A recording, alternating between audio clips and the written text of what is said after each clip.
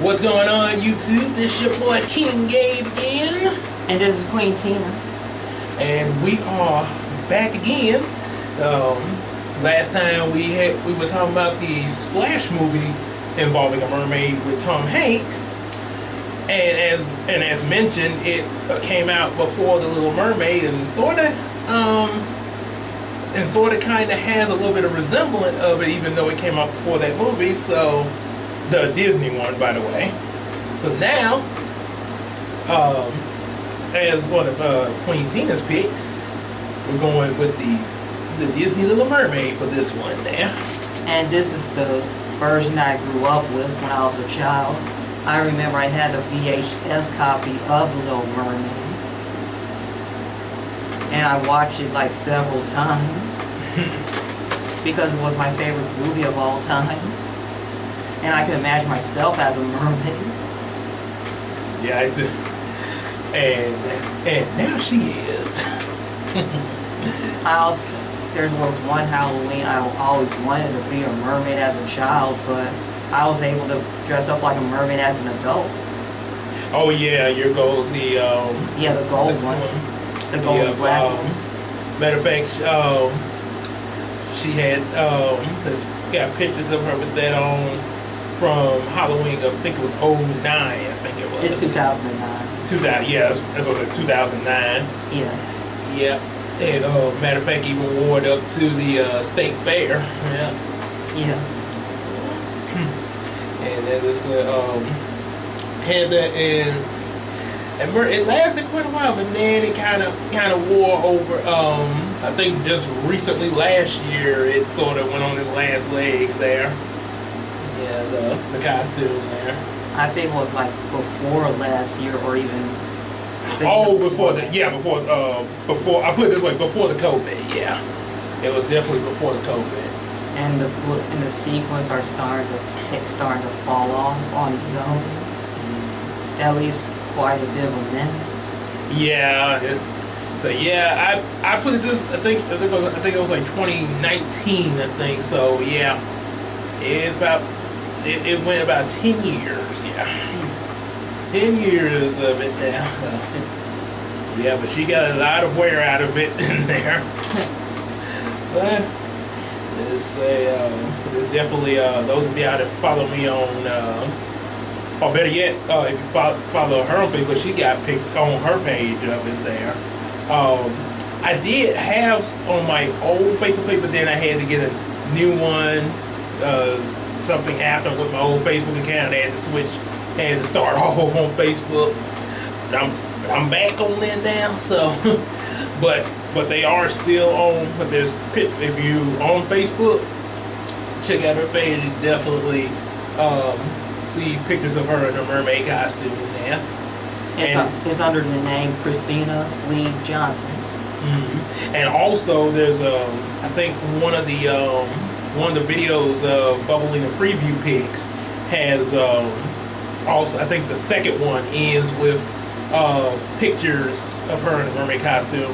I'll definitely remember to put the link to that those Bubblina pics at the end of it. Yeah, it has those there. Yeah, but they're there. And speaking of Bubblina, if you like what you're about to hear, what we're about to go into, definitely like, subscribe, share with your friends. Get those comic books. Bubblina got the old Star Striker ones that were the ones that opened up Miracle Comics. Few others like Brown Chronicles, the first Dora, and also and one in the works, of course. And also support us on Patreon as well, even if it's just $1 a month. We would definitely appreciate that. So, without further ado, with all that said, let us talk about the movie that wants to be part of our world, Under the Sea, and taught us, especially us, mainly us guys, how to kiss the girl. I wasn't expecting this. Oh yeah. So that was so as you can see, yeah, just like her, I've also seen it as well. Pretty much the thing I got out of most of it as a kid growing up was, of course, how pretty Ariel looked. Yeah. Sort of like when I first saw Sailor Moon in the 90s. Ooh, pretty. that was the thing that made me watch that media there. It was pretty. But of course, looking back on it now, actually, story and everything like that better. So, so yeah, a little bit broader mind into it now.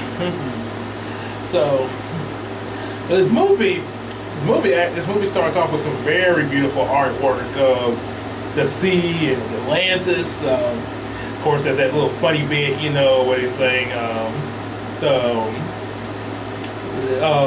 Vanstone's below.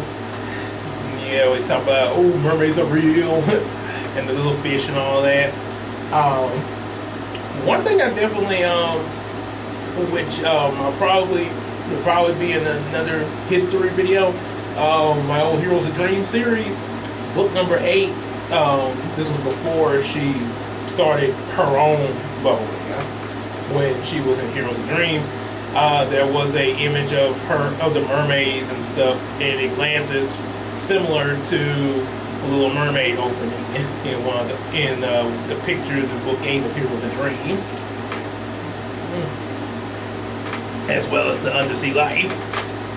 But in book 8, I noticed they were wearing clothes. Yeah, that was big nap. Let's just say that's a big difference between me. Well, then plus back then, I had a different. I don't know what. I'm not exactly sure why I did that. Because I was trying to debate how to do that mermaid to human or merfolk to human transformation thing. And so I just thought about, well, they can magically have clothes under the sea. Yeah, at the time, I felt it was a good idea at the time, but yeah, as when she took over, yeah, there was definitely a much better idea with the scales, because one thing she was like, no, I want them to be like they are in Little Mermaid, movies like that. With the realism. Right. Yeah, but they still have, the shell bra, or as one of the episodes of SpongeBob say, perfect censorship. While covering. So, yeah, they still have that, but so one thing that came to mind as I was designing it for her comic, to give her what she wanted, but kind of still have something to make them pop there, was something I saw. I kind of thought I think when I was still writing Heroes of Dreams, I saw Aquaman, how he looked for his new movie and stuff like that, and like his outfit and everything for the live action movie, and then that's when it came her scales. So the scales would so instead of even just having a shell bra, the scales just cover her hair and makes a neat little for the mermaid, make a neat little skirt there. Yes. But the thing is, and it comes off looking like, yeah, they're wearing clothes, but it's actually part of their body though. It's fused in. But it's a very clever way of somewhat looking like clothing, but still just them as they are, since half fish, half human, So yeah, that was something definitely new that was added when designing for her, for how she wanted things. Yeah, for Bubblita, she pretty much was my Patty Jenkins. Yeah. The writer for Wonder Woman. Oh, you okay? Yeah, I'm good. I just didn't have my water over. Oh. But thought I fell out the chair. the reason why I go by realism, because mermaids are not the same as human beings, and they don't have the same knowledge as human beings. True. In some media they don't. And I don't think it's so much the fact of the not whether, because you got some mermaids like yours, especially being that the girls were raised up on the shore. They raised by human beings. Right. Throughout their life. That's why they know everything in the surface world. Right. And then you got some that are aware of the surface world, but they still go by their ways of, living under the water. Because obviously because it's different than the land. And of course, in most cases, it's not SpongeBob logic. So with the fire on the water. Yeah, that was another thing. And see, I was going by in Heroes of Dream. I was going by the fact that it was, well, it's magic. Why not? But yeah, maybe I was like, and then she took over and was like, okay, yes, they are magic, but well, no. They can magically make a fire. No. And no. Yeah. Yeah, she grounded it the way she wanted it. Yeah. So, where they say my in Bubblina, I just see what she wrote. Yep. So that's why we got two minds in this. Yep. So with all that admiring of artwork, we enter King Triton with his royal entrance. Dum, dum, dum, dum, dum, dum. And now I will say, since there is magic involved, and obviously you don't have like power lines or stuff like that. Yeah. So I think Triton might be the source. Whatever it is that's fueling his Triton might be the source of their electricity, of their power. Right. And how because he even shoots I think like a chandelier or something, and lights it up. So that I think is probably how they do it. And then of course after his entrance, we get Sebastian coming in. And of course, rest in peace, Samuel E. Wright. I forgot to write that in here, but I looked it up real quick just while I was talking. Samuel E. Wright, rest in peace. He was a brother. Yes, he was. Yes, he was a man, and he gave the soul to Sebastian's role. He was the one that made it to lead the chorus lines and everything, and told all of you fellas out there how to kiss the girl. Oh yes, make sure you do it right.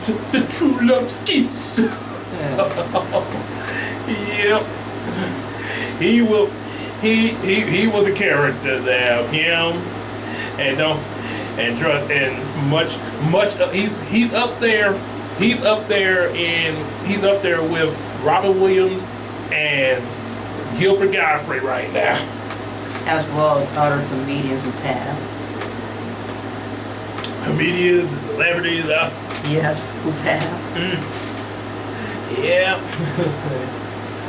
While we know he probably ran to Michael Jackson at some point. You never know. Oh, here's Mr. Samuel Wright. Oh, I'm Michael Jackson. I'm very honored to meet you. I've showed my kids Little Mermaid. They really like how when you do Sebastian, and I really love them. And you do the singing, under the sea. I really love that. Well, thank you so much, Michael. That's good to hear from you. Yeah. So there's a performance from Triton's daughters, Sebastian's, directing it and everything, but Ariel! I think when the daughters sing, they say that King Trident names them, and I'm surprised it wasn't their mom who named them. I know my mom named me. Well, I guess technically, I kind of go with guys with named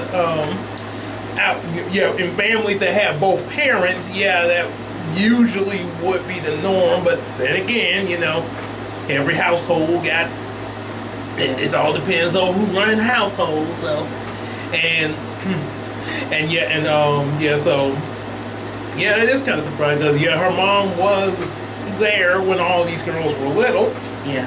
When all of them were, well, obviously, because birthed every one of them. So that's seven of them. So she obviously was present with them before her untimely passing, as they show in the third movie, which was a prequel. And let's just say that their mom looked just like Ariel. Their mom. I guess we see where Ariel got most of her looks from. I think her hair is sort of orange, talking about their mom. Oh, yeah? Yeah, it looks sort of orange. Well, we see Triton's got kind of white hair, so maybe the mixing of the hair genes kind of came out red some kind of way. Yeah. I think back when he was younger, he had brown hair. That might be why. Oh. It could be a positive, Yeah. genealogy, and who knows how genes work with magic. So Yeah.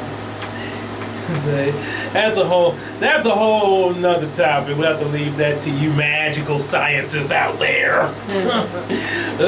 we'll let y'all determine that and probably make videos on your channels about that. Well, you see, if you mix Triton with Ariel and then y'all have fun with that. might pop over and listen. So of course, Ariel and Flounder are out exploring for treasure, and they end up getting chased by a shark, of course, as we know. And then after they escape the shark, they go to Scuttle for information about the treasure that they found. Scuttle calls the fork that she found a dingle hopper. I could imagine myself combing my hair with a fork. If I have that moment, I would just use a plastic fork. Oh, instead of a real fork. That would probably just to play along. That would probably better. Especially little girls. Our little girl that we show in the future that we show that movie too. Yeah, maybe a silver plastic fork if she had a moment. Be a prince. Yeah. And she'd comb her hair with it. As the song on TikTok I've been hearing a lot of on Megan's channel. I got the shoes, I got the dress, that makes me a princess, I guess. Sometimes I miss those days of being your princess. But you evolved into my queen. Yeah. My beautiful queen. And that means our possible future daughter would end up being the new princess. Or the son, as the future prince. Yeah.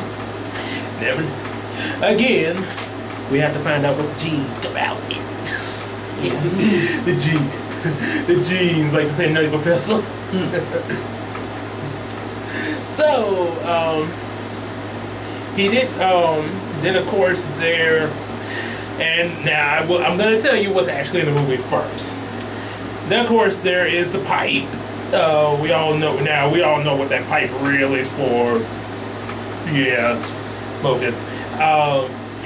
Scuttle looked at the pipe and thinks that it's some kind of thing that plays music, like a snark, and calls it a snark blaster. Yeah, when I looking back on that at first, because I didn't think about this as a kid, but looking back on this, later, even before now, I was like, well, because the first thing that comes to my mind, that whole thing of promoting smoking. So, yeah, why would you not use a actual musical instrument? But then I thought more about it. the fact that they do play instruments down there, so they probably would at least have some knowledge of instruments. So then I thought about an inhaler. Now, before you go in the comment section, if there was an arrow there, before you go in the comment section, hear me out. I actually Googled this first before putting this in my notes. According to Google, the information I found, inhalers have actually been around since the 1700s. I don't know exactly how they look when they were first made, and at what point they look like they do now, but they were around. And the reason I say an inhaler with that evidence is because I thought about Eric's, the old man that be with Eric Gimsley. It's Grimsby. Grimsby, yes. And there's a scene later where he smokes a pipe. But earlier he was getting seasick and stuff, and seemed like getting nervous and stuff. So I'm thinking, yeah, wouldn't somebody up in age like him and the way he sort of behaves in the film seem like, yeah, why didn't they animate him with an inhaler? They're just going by the old days logic in the old days. True, but going by how he seems to act, yeah, it seems like that would have fit even for that sense. Yeah, like I say, an inhaler did exist back then, and then you could have had an inhaler that Scuttle would be calling a snarf blaster, and he tried to play it. Grimsby reminds me of Alfred in the old days. Oh, yeah. And Eric as his Bruce Wayne. Yeah, except he doesn't. Except Eric's not a superhero. Yeah, he doesn't have the bat pole. But he is considered royalty as prince. Yep, and he can be heroic as himself there. Yep. And he don't need a costume for it. Pretty much, yeah. So, yeah, that's what I think an inhaler should have been used, and yeah, instead of the cigarette, and yeah, pretty sort of like how and another, share this real quick. Another cartoon I really think should have replaced it, and it's an old cartoon. It's Frosty the Snowman. Frosty ain't got no business with no pipe in his mouth. A corncob pipe? Yeah, and with a corncob pipe and a button, no. Writers of Frosty the Snowman, or it's a story or whatever. When you wrote this, did you at any point think about the fact he's a snowman? I know the pipe is not lit, but seeing as how Frosty knew about red thermometers and the fact that he would melt if he got hot, don't you think he would? Yeah, even the kids. I mean, I'm pretty sure they've seen adults smoke pipes back then before, and now they know that it takes heat to make smoke come out of those things. It was the 60s. Don't get me started with the live action Mr. Freeze with his cigar. That cigar should have killed him in Batman Robin. He can't survive in sub-zero temperature. He has to have sub-zero temperature, and you give him a cigar. I look like that's a cinema sin there. Yeah, and it's a sin in Frosty too, because he's a snowman. The pipe should be like a kryptonite to a snowman. Well, back in the, I think, 50s and 60s, certain cartoon characters promote smoking, like the Flintstones, for example. They promote smoking. Yeah. I find it's a bad example, especially for children. And I'm not saying I like it, but at least with the Flintstones, they were human now. Yes, from the start.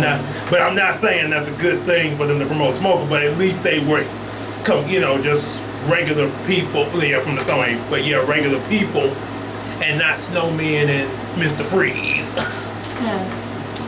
Yeah. It is as a certain mongoose said in Pokemon, smoking is forbidden.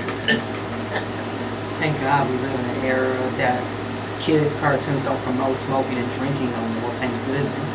At least most of them, anyway. Yeah. So, yeah. So yeah, that's what. So yeah, all the way back to what we're talking about. Yeah, go with an inhaler, and it did exist in the 1700s. Look it up if you don't believe me. So Ariel remembers the concert upon Scuttle mentioning about, music and everything. And as Ursula watches her, and according to some information, due to some earlier drafts for the movie that, as they were editing and then, rewrote some scenes and stuff like that. Early drafts actually state that Ursula was King Triton's sister and actually was going to say that in the movie. They don't, but Ursula mentions that when I lived in the palace, which kind of if she lived in the palace at one point, and the fact that that she's personally after Triton, but using Ariel to get to him, yeah. That kind of implies that apparently she must be kin to him and probably got, booted out. Probably did, obviously, like say she's into witchcraft and stuff like that, so probably got booted out because of, her actions there. If she was related to Triton, how come she's half octopus, half human, or completely octopus? Witchcraft. Think about this for a second, baby. Yeah. Okay. If Ursula. Okay, so this also kind of ties with descendants. This possibly could tie with descendants as well. Ursula, if her and Triton are related, that means that at one point, like Triton, and she still is. She's technically considered a goddess. Just like how Triton is a god, a lowercase g god, like Zeus and all that. But Ursula gets involved with witchcraft and stuff like that. Did some actions that got her booted out the castle. And after her exile, she probably used that witchcraft to change her form. So, yeah, and seeing as how they state she has a sister in the sequel that we never heard of in the first movie, I guess her sister was a black sheep of the family. Probably. So technically, I guess both of them got the boot, but they didn't want to work together and went separate ways. So yeah, they both made themselves into purple octopus people. Or she might have did that and then maybe they had some disagreement and broke off after making them the way they are. And yeah, the fact that but Gabe, if she's a goddess, why wouldn't she just use those powers instead of throwing the witchcraft? Triton probably took her goddess powers away. Because remember it. Because especially what happens at the end of the movie, but yeah, he probably took the powers away from Ursula, so she has to rely on witchcraft to do what she does, which is why she's labeled as a sea witch. So she's actually not a witch by birth. She's labeled that because that's the kind of magic she started using. She might have been a mermaid at one point before she was booted out. Yep. So you probably. Yep, and with that witchcraft, I don't like this pretty little definitely gives me more leg room, if you know what I mean. Yeah, so that's probably what happened, and that also explains her daughter Uma. Would explain her daughter Uma and everything. Remember when I did Brownny Reactions, the cat and the hat reaction, everybody applauded Uma there, and one comment was like, "Well, wow, Uma must be a goddess." Well, her mama was, and until she got into witchcraft, and now Uma uses does like her mama using witchcraft. Disney's a little different, but in another version, you had to get back at mama. So, So, yeah, that's a little piece of history with a little theoretical piece of history for Ursula. So meanwhile, Triton and Sebastian are scolding Ariel, of course, about missing the concert and everything. And then one thing I gotta know here: when Flounder tries to stand up for Ariel, he starts off talking about the sharks, and when he's talking about the sharks, this is Triton's reaction. like, it's the same old story over and over again. I guess that's how it thinks. Oh, you kids and your sharks. It's all about the sharks. Yeah, I don't know if maybe he thinks that they're making that up or something, but seeing as how he reacts later when and then there's the seagull. Seagull, you went up to the surface again, didn't you? You could have been seen by one of those fish harpooning humans. Yeah. He does have a grudge against humans. Yeah, and the third movie explains why.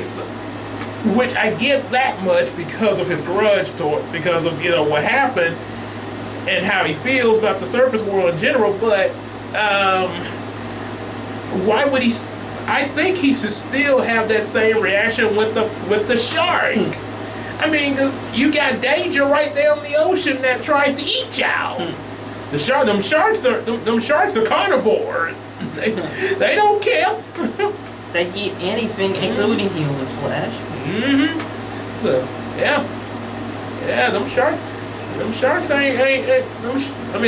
ain't wearing little pretty bows and stuff and like, hi Ariel.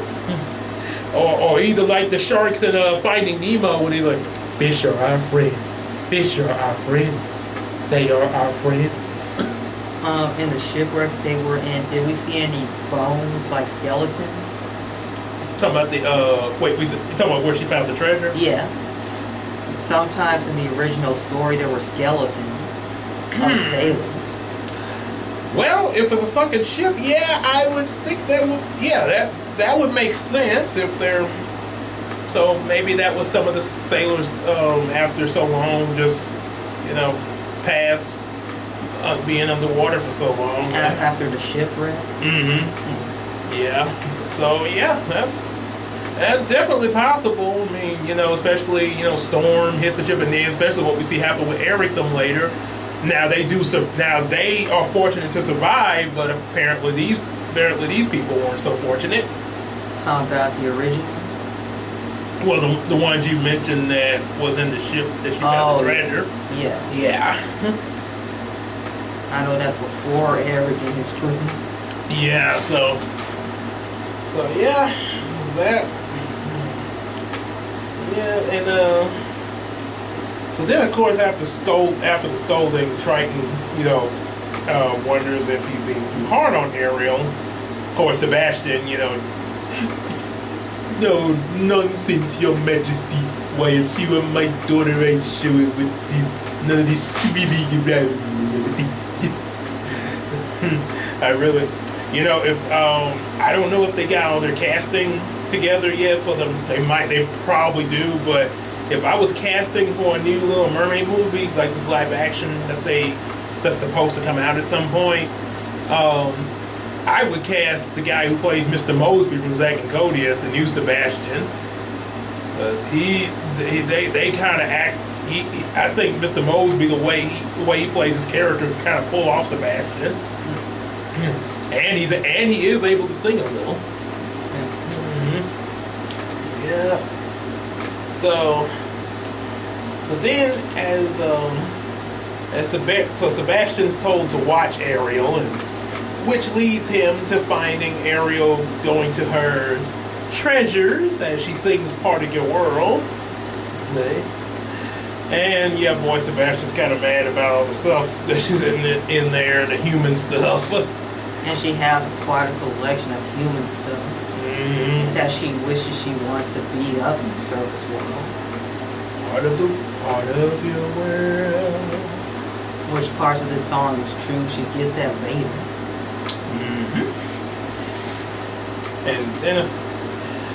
And then of course a little bit later she absorbs a ship party up on the surface where she sees Prince Eric and they're all celebrating his birthday where he receives a statue of himself.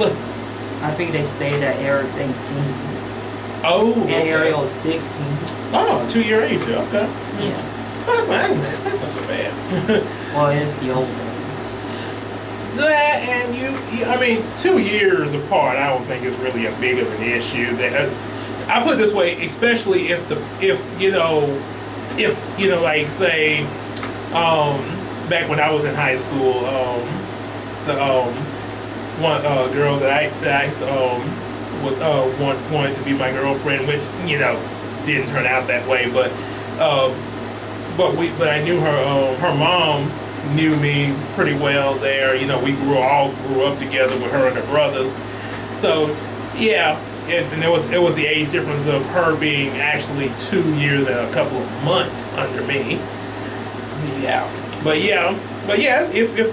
If they kind of all know each other really well, not just the boy and the girl, but even especially being minor, one of them being a minor. I don't think that's too bad there. This all depends on the parents and the family and the couple in general.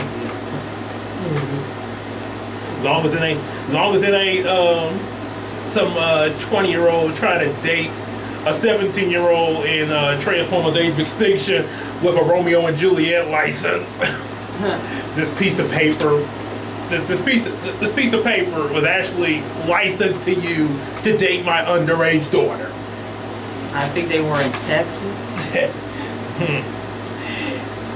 Yeah, I don't think Mark Wahlberg take too well to that. Yeah, Mark Wahlberg was about to, as Medea would say, when I'm done with you, boy, I'm probably gonna end up in jail, but you ain't gonna be near my daughter. Yeah.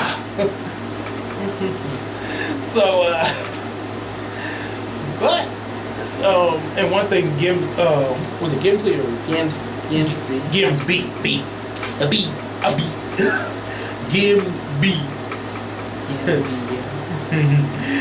He is the funniest in the movie, sort of. Yes, especially with his facial expression. Yeah. Oh, it's Grimsby. I forgot the R. Grimsby. Grimsby, okay. Well, Grimsby mentions that he wanted to give the statue as a wedding present rather than a birthday present. And of course, Eric's all like, I gotta find the right girl. She'll hit me like lightning. And then lightning appears. How ironic. Poor choice of words. Along with a hurricane, because that was actually one thing I did not catch, that the particular storm was a hurricane. I thought it was just a lot of thunder and lightning. Yeah. So of course, everybody's able to escape to safety, but Eric goes back to save the dog and gets stuck. And Ariel dives in to save him from drowning. Yep. I know he doesn't want to leave man's best friend behind. Oh yeah. At least Eric going back to save his dog, and the way it's written in this movie is better than the situation of Clark's dad, Paul Kent, going back to save the dog and telling Clark not to go. He just talk to the hand, and he just died. He chose to die. When it would have been very easy for Clark to go in there to get him on that dog, and he could have even done it without his powers. Yes. But no. He just want to keep his power. He just want his power. He just want his powers to be hidden into the public, in front of the public. Yeah. That was. I don't. I'm not saying I hate you, Zack Snyder. Because you did a really good job on Justice League. Did a good job on Justice League. There's a lot of good stuff in your previous movies. I will give you that, but constructive criticism here, that might not have been too well written. Just that part right there, and from what I see. Yeah, but everything else is pretty cool there. You know. I know if you were in Clark's dad's position, you wouldn't talk to the hand. You would just get saved. Yeah. Yeah, everything, but and I'll give Zach this much. One thing I definitely like about the guy, he actually takes criticism pretty well. That's one reason why Justice League came out as good as it did. Yeah. Yeah, because he really was, when he came back to write it, he was really like looking at what the fans were saying about the movies there, and was just like almost like, you know, cool casual guy talking to him in a bar.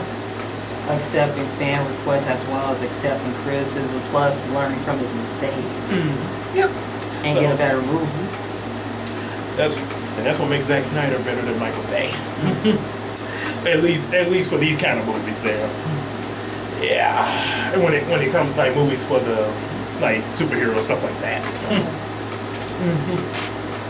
Yeah.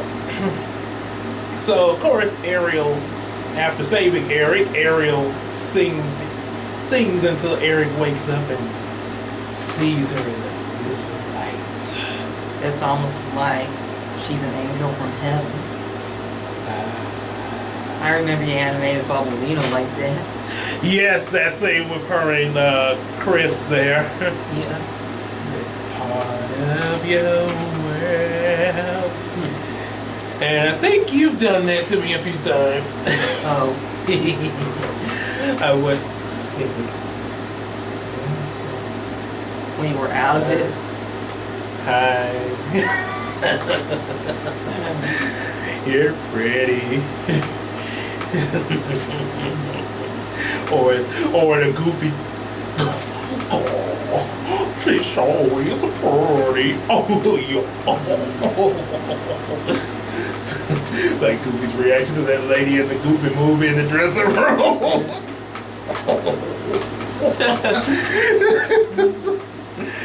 Boy, Goofy, you something else. That's my boy there, Goofy. That's my boy. Ariel and Eric vowed to be together, even though they don't really know each other, but yeah. You know, that girl, that voice. It's love at first sight. Sort of like when I met you. Oh. But it happens slowly. Yeah, true. In real life, yes, it does. But in a movie. I did meet other guys before I met you. Especially one guy when I was in college before I met you. And I thought he would be my one. Well, yeah, before meeting the one, yeah, all of us have all of us have went through several different guys, or in the girls' case, in the guys' case, several different girls. So, yeah, I mean, hey, I know I did. Ever since I was like 4 or 5 years old. 5 years old, I think I saw one of my first crushes singing "God Has Smiled on Me" in the choir. Oh yeah. Yeah. Yeah. So, this gives Ursula an idea. She's in love with a human. And I definitely and just like I gave a lot, just like I really talk highly about Samuel E. Wright, we also got to give props to Pat Corral for her portrayal of Ursula's, which she's also the same person that gave us Garfield Grandma. Yeah. Well, John Arbuckle's grandma, but yeah, I always call her the Garfield Grandma because her and Garfield seem to have similar character traits. Yeah. And they seem like the ones that connect the most in the cartoons. Yeah. So Sebastian tries to get Ariel to forget about the surface world by singing "Under the Sea," but even with all these But even with all those good singing and fish, even with the harps and the play, the blackfish are singing and all Ariel that. just still swims on. Yeah. Matter of fact, she escapes the same way Simba and Nala did during Can't Wait to Be King. I think since Lion King came out after Little Mermaid, I think they took a page from this and said, well, let's have Simba and Nala be the ones to sing the song in order for them to lose Zazu. Oh. We lost them. And Sebastian had to say, somebody just need to nail her fins to the floor. Ouch. That's painful. Yeah, I would not have had that line in there. It's almost like being crucified. Yeah. Ooh. Yeah.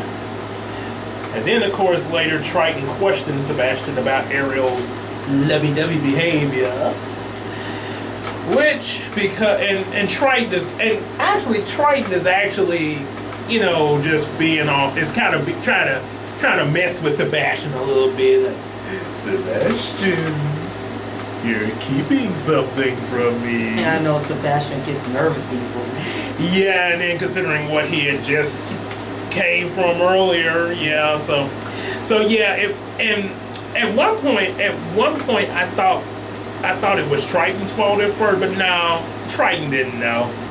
He wasn't aware of what was going on in Sebastian's head there, so yes, and so it's really nobody's fault. Sebastian just got really nervous. And that's another reason I really think Mr. Mosby should play him. Yeah. Because it made me think of him going to say something to Mr. Tippett about London. I tried to stop her. I told her not to go to the sub as well, but she put this and then the humans. Humans? What about humans? Did I say humans? Is that what they said? No. I thought for sure. Oh, and this, of course, leads to the darkest scene involving Triton, when he becomes really upset and destroys Ariel's surface world treasures, Including the statue. Oh yeah, yes. And yeah, it gets pretty dark in that scene. Like, so be it. Especially with the Triton glowing. Yeah, and after the destruction with Ariel's sadness, and Triton kind of calmed down from it. And like he has regrets.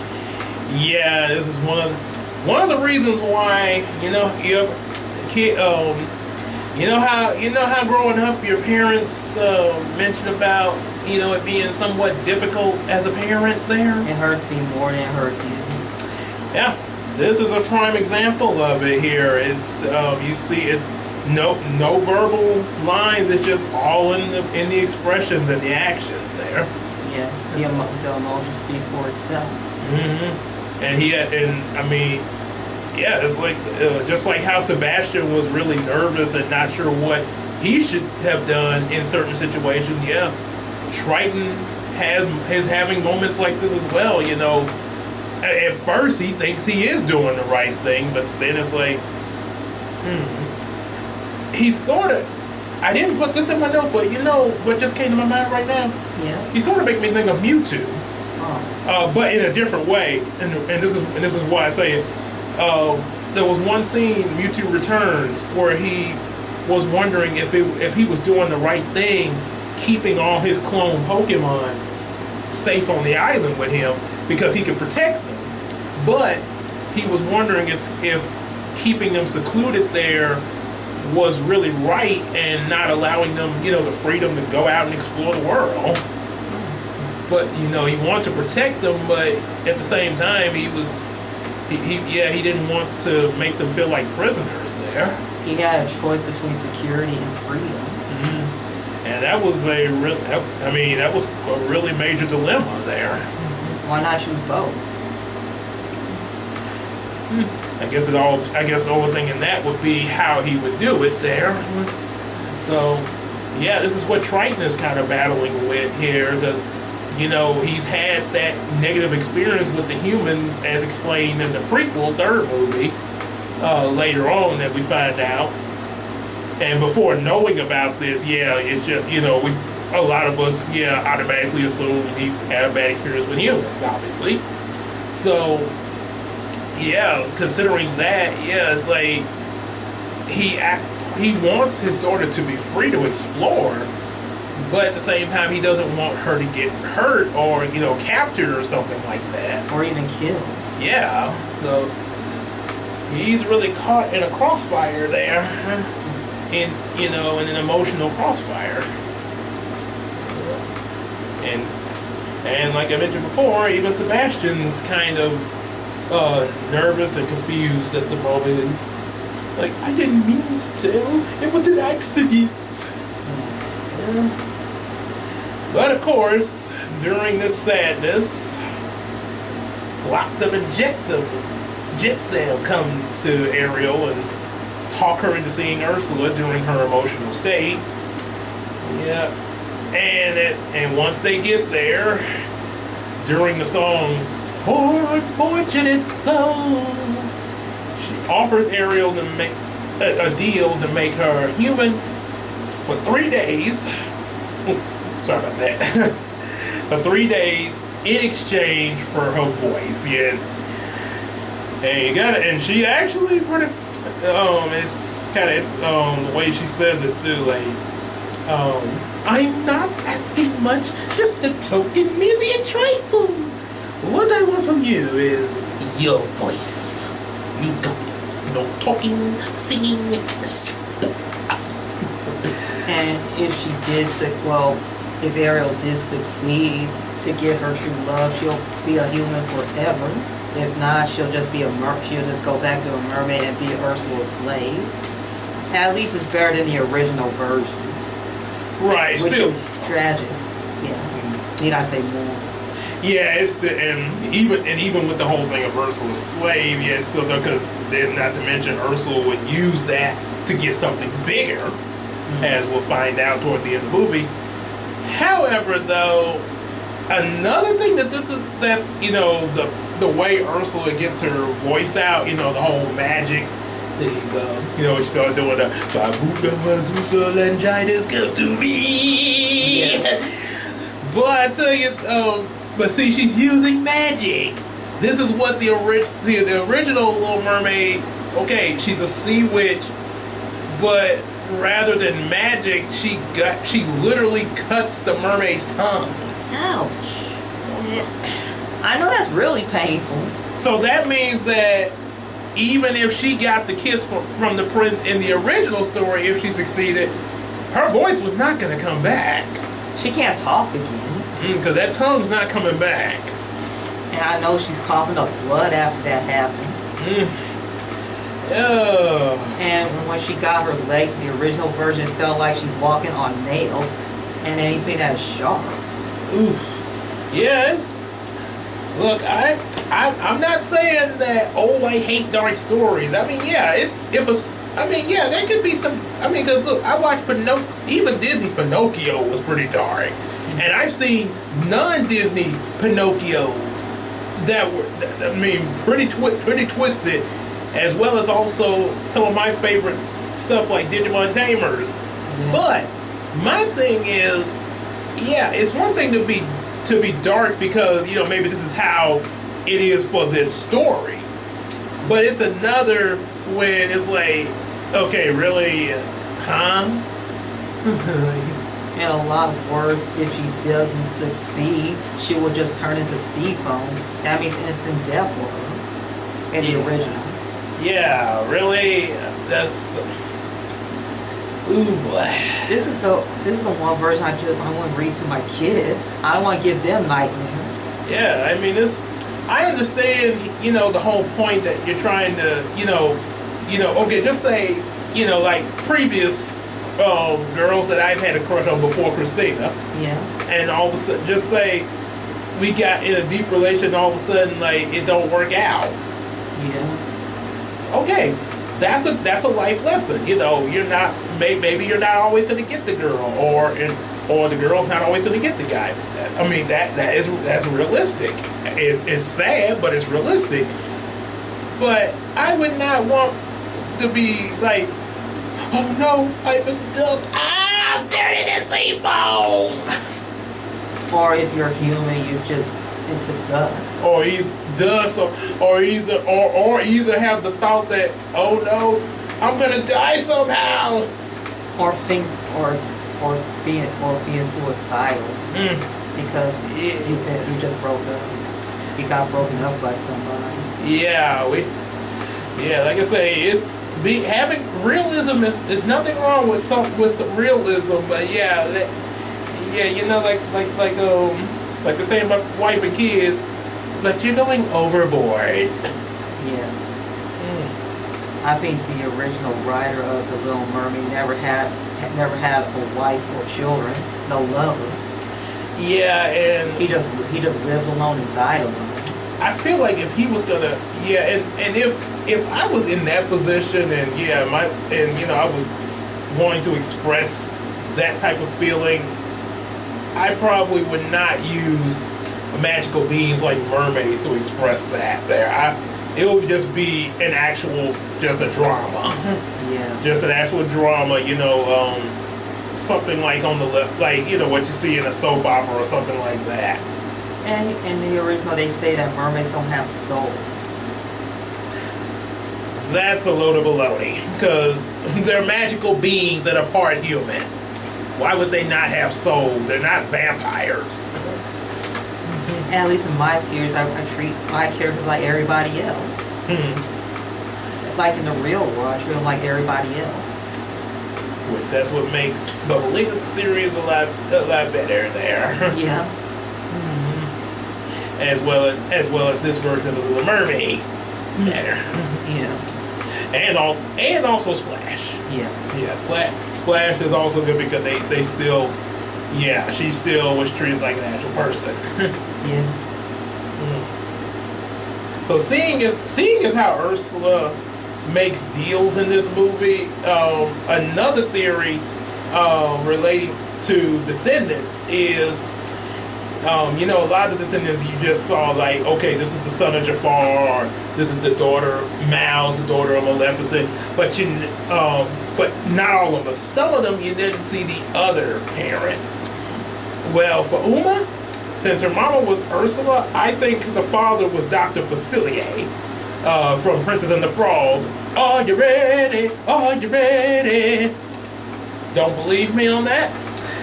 Well, my theory, a former co-writer of both of us together back in the day, a theory that we came up with was that what if, you know, when he got sent to the Shadow Realm at the end of Princess and the Frog, or whatever the, you know, Shadow Dimension was, I'm not ready to go, no. So what if after that, and also Ursula's demise, in this Shadow Realm, somehow Ursula figured out some kind of way to get both her and Dr. Facilier out of this place, possibly with some help from Hades, possibly, and also the other villains. And with that deal, Dr. Facilier's end of the deal was to give Ursula a baby. Well, I think you know where that goes from there. Yeah. So yeah, I think that's probably what happened. Ursula made her deal of poor unfortunate souls, and for Dr. Facilier, I need a daughter. Are you ready? Are you ready?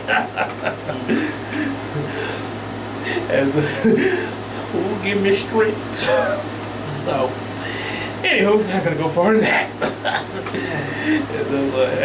As Woody say, there are kids present, or preschool toys. Get kind of kids, don't you?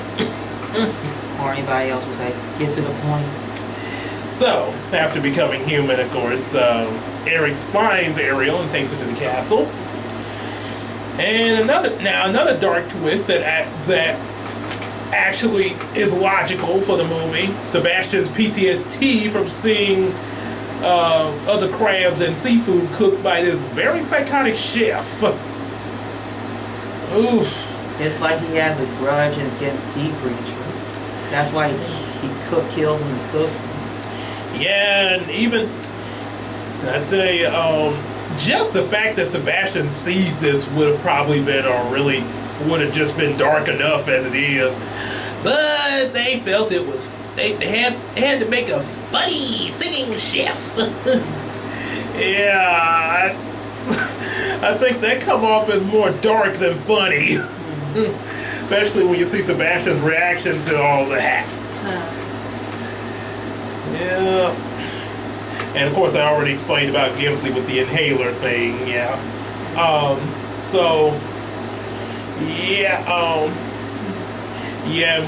Much like Chris Tucker in Rush Hour, yes, I do eat some meat.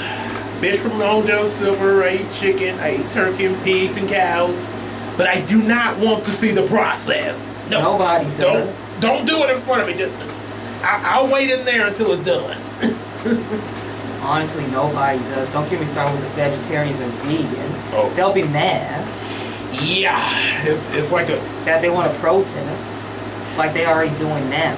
Well, that chef would probably be a very considerable reason of a protest, because he had a horror show in that kitchen. Especially when when he slapped the fish with some salt and blood was everywhere when he slapped the fish. You see blood. Oh boy. And he didn't even use a Wonder Boner. I know bubbling would be disgusting. And as I stated, probably frightened with it. That would be some nightmare fuel. Yes. For any mermaid for any mermaid, merman, or any other sea creature in general. Yeah, that's one reason why I can't see why Madison was eating that lobster so passionately. I wonder if that's all they ate. That's all what her people eat. Yeah. Everything they could find. I'm surprised it seemed like they would be, like you mentioned, vegetarians or something like that. Me and Merfolk, and they're part fish. Like Beast Boy. Dude, I've been most of those animals. So the next day, Eric and Ariel go out on town with an amazing montage of wonder, as she's seeing all the stuff of the surface world. Yeah. And then that evening, Sebastian sings Kiss the Girl to try to get Ariel and Eric to kiss. And it almost works until Ursula messes it up. And on that Killjoy. Yep, major killjoy. And on that note, she disguises herself as Vanessa, which I think Vanessa was the original name of the girl that took the prince away from the mermaid in the original story. And uses the voice she stole from Ariel to mind control Eric into wanting to marry her. And as soon as Scuttle finds out, he tells them, and they rush to stop the wedding. So Ariel's able to get her voice back, but it's too late. And not quite as scary as the chef in the kitchen, but yeah, Ursula coming toward the TV after she transformed into her true form in front of everybody and goes to grab Ariel. That reminds me of Buddy Love when he binds that ball. Oh. With that grin. Yeah, and he had the grin. Yeah, in the Second Night Professor movie, he had that grin, that scary grin. Oh boy. And that scene when he chased the cat in the parking lot. Oh. Yeah. If you put those scenes in the blender, you get Ursula. Just imagine if you watch this movie in 3D and see Ursula coming toward the TV. Ah! But you might want to take the 3D glasses off when the chef is on screen. that might be too much 3D. I know with Eric's reaction of her seeing Ariel in her mermaid form. He was in shock for a while, but he decided to save her. Yep. He was just in shock for like a minute, and then he decides to save her. Yep, because he had gotten, he really had gotten close with her in those 3 days. Yeah. Yes. Yeah. At least it's better than Splash. Yeah. Well, that moment, yeah. Yeah. At least Freddie was able to talk some sense into Woody. Yeah. I mean, Alan. Yeah. Sorry. I'm sorry. That's before he became Woody. Yeah. Love's not perfect and it comes in all forms. Yeah. Funny how he went from being in love with a mermaid to being in love with Bo Peep years later. Oh, yeah. Yeah. So of course, Triton tries to stop Ursula, but apparently the contract is binding, and Triton's magic is unable to break it. So the only way out, Triton actually replaces Ariel's name with his name, thus allowing Ariel to be free, but now he's bound to Ursula, allowing her to get his crown and Triton. And Eric, and like you mentioned, Eric does come to try to help Ariel fight Ursula. He stated that I lost her once, but I'm never going to lose her again. It proves to show you that he does have a heart towards her. Yep. And he's still in love with her. And you get this cool action shot where after he threw this harpoon at Ursula, and which allow Ariel to grab Ursula for making her zap her minions. Yeah. My poopsies! And when she gets mad, she grows. And also inks like Squidward. Whoa. Well, that's not what all octopus do. Yeah. Especially when they get nervous and scared. Yeah. But in her case, she snapped. And she grew just like similar to Jafar with power. Yeah, they always want to grow. As the Digidestin said about Devilmon, bad guys always seem to think bigger is better. Eventually, with Ariel and Eric working together, they managed to stab Ursula with something on the ship there. I'll say the end of the ship. Okay, and it stabs her pretty much like Loki, what he did to Phil Coulson in Avengers, and pops her like a balloon. And that's the end of Ursula. And with all that, Triton grants Ariel her desire to be human and marry Eric, which unites the ocean and land, making them all part of their world. At least it's a better ending. Oh yeah. Better than the original. And it makes sense now. Yeah. Yes, indeed. Yes. Disney's Little Mermaid, definitely must check out and must have on your shelf. Anything else you got to say? Well, if I want to read The Little Mermaid to my future child, we'll definitely read them the Disney version, not the original. And then when they get like middle school, yeah, probably show them Splash, yeah. Yes. Yeah, a little moment, kind of a mature early version of The Little Mermaid there. Yes. Except it has science instead of a sea witch. Yeah. It is the greatest movie of all time. Indeed, yep. Especially part of the Disney Renaissance, with Little Mermaid, Aladdin, Lion King. Yeah, the era of Disney Renaissance. I haven't found out the original version of Little Mermaid until I was like adult, until I was old. Probably the same year. Yeah, I think you may have mentioned it to me about it. Yeah. Yeah. It's like I'm sticking with the Disney version. It's like sticking with the mouse. Oh, yes, Yeah. definitely a better version. Don't know what he was thinking. Oh boy. Yeah, thank you for that version there. Yeah, at least it would give them pleasant dreams tonight. Pleasant dreams after they hear about it. To know. No nightmares. Especially after seeing Pop Goes the Ursula. Yeah. That'd be fun. You remember that sort of reminded me of Pop Goes the Diesel from Top of the Tank Engine? They deals waiting in her realm, backing up with ease. Then she's after Ariel to make a deal with her to make a human for her a friend. But she cheats on that, and when Eric finds out, when the prince finds out and stabs her, Pop goes the Ursula. I gotta make that one up on the spot. Yeah. Yep. Anything else?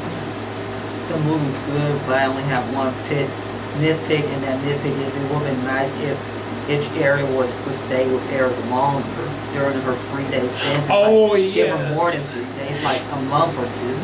Yeah, that was like the original. Yeah, that's actually, as much as I criticized, as much as I'm not too fond of the Christian Home one, I will say, because I've actually seen it. I think we both have seen it. That was actually a good. That was one of the few good things with the original version, is that they did have a longer time together, which is one reason why I really hate the climax even more so. Yeah. Because you had longer than 3 days to actually. Yeah, you had a legit relationship, and then he was like, it wasn't just, oh, she just liking him, but he doesn't. He was like, no, I want to marry her. Then all of a sudden, hi, I'm the girl that's arranged to marry you. You look like the one that saved me, even though really she didn't. But you were the face I saw. I think you're the one that saved me. Oh, thank you anyway. I'm just gonna marry her. I think in the original, I think the prince wasn't nicer like Eric. He's more like a jerk. And treated the mermaid turned human like into a worker. Oh, like she's just yeah. working hard for her stay. She just working for her stay. Yeah. And as time goes on, he starts to treat her better. Oh, so it sort of developed there. Yeah, it develops slowly. But at least with the longer length of time, he had a transit. That even makes the climax even more silly. Yeah. Because you actually had character development, and you ruined it. Ouch. That was development of a character going from a jerk to a nice guy. Why would you? It's like you kicked over a good bucket of milk. I think in some adaptations of Little Mermaid, there was a happy ending. Like after she died, she was gained a soul, and she became the daughter of the air. Yeah, well, I guess I know that she was able to go to heaven. Yeah, I mean, okay. It just feels, but with the thing between her and the prince, it just. First of all, the soul thing, she already should have had that. But mermaids say that they have longer lifespans, but no souls. That don't make a lick of sense. And us humans have shorter lifespans, but we have souls.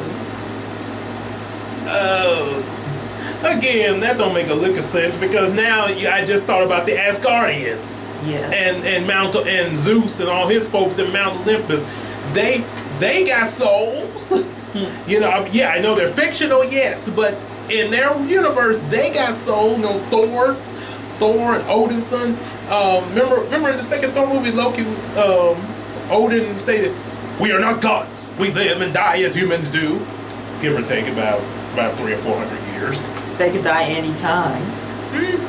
Yeah, and they can be killed too. Like him, but they just have a longer lifespan there, and they got souls. Hello, that is possible for magical beings, Yeah. I know the magical beings in my universe has souls. Yeah, that's why I say Christian and like I say, hope rest your soul. And he is like, well, yeah, he's saying rest his soul after he said all that stuff about him. Rest, as a person, yes, rest your soul. But in terms of writing, yeah, you should have. You may if you were. I mean, okay. Everybody writes what they go through in life. Okay, that I get that. And my stuff is kind of linked to how to me, she writes how she is. Everybody, it's just like comedians, but. Yeah, something like that, you have tragedy, like, yeah, I would not link that to something like magical beings or something, especially directed to kids there. And even if it wasn't directed to kids, the fact that they're magical beings, yeah, I would, especially like Merfolk, yeah, I would have put that maybe more like something like what you, like, a drama story there. Drama/horror. Something like that, yeah. Maybe probably more so drama, but yeah, yeah, maybe more like that. That would, I think, would have been the appropriate way to write, out your tragedy and everything there. Hans Christian Andersen does have great stories, but they could improve. They could have been improved better. Yes, indeed. Yeah, they can. There's always room for improvement. And that was one, just like what Zack Snyder learned as he started with the superhero films. Yeah, like I say, he put a lot of because you could tell he put a lot of work into those movies. I'm not gonna lie, they look good. I could definitely tell he put some time into, especially the first Man of Steel. And then, of course, he had the studio problems later on. But even with that, yeah, he definitely did some. But at the same time, look, when he, especially with Justice League, studio kind of backed off because all the fans were complaining.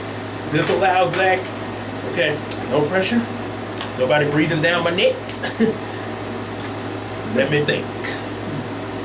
Let me concentrate. And make this a really good movie and dedicate it to my daughter. God rest her soul. So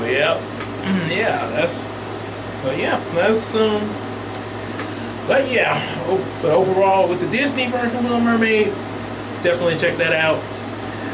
If you want to take a look at the Christian Hunt just to see what it was, why we're complaining about that and criticizing it, take a look, but please, for the love of God, do not show it to your small children. Please don't. Just don't. See it for yourself, but don't show it to your small children. All I can say is just watch it or see it at your own risk. Yes. Yeah, like I said. You just have to have a stronger mindset for that. Right, but yeah, don't put it in front of no preschool and stuff like that now. Or any kid under the age of 12. Pretty much, yeah. Yes. I understand preteen and teenage. Yeah. They can handle certain darker. They exposed to darker stuff by that point. Yeah. Yeah. But any kid under the age of 12. Or if you're listening to this in Japan, because they have a different rule set over there. Yes. Yeah, they have the kids in the Japanese versions of animes actually swearing. Different rules. Yeah. Anything else then? I think that's about it. All I can say is it's still the greatest movie of all time. It still lives up to its time. In this day and time, it still lives up to its time. Indeed. It never gets old. And it's definitely part of our world now. Yeah. And it's still going to be around for many generations to come. Including all the other Disney movies. They'll make you go under the sea. Yes. So, hope y'all enjoyed that there. And like we said before, like, share, subscribe with your friends. buy available comic books, especially Ballerina. And also support us on Patreon, even if it's just $1 a month. And we will see you in the next movie, but next video in general. And now, if you'll excuse us, as Sebastian say, kiss the girl. Bye, everyone. See you later.